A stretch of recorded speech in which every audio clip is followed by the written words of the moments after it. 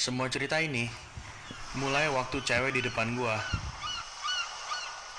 menangis diputusin. Kalau lo cowok-cowok single, lo juga bakal berusaha nenangin dia dengan kata-kata yang pintar dan manis, bukan? Tapi gua terlalu bego saat itu.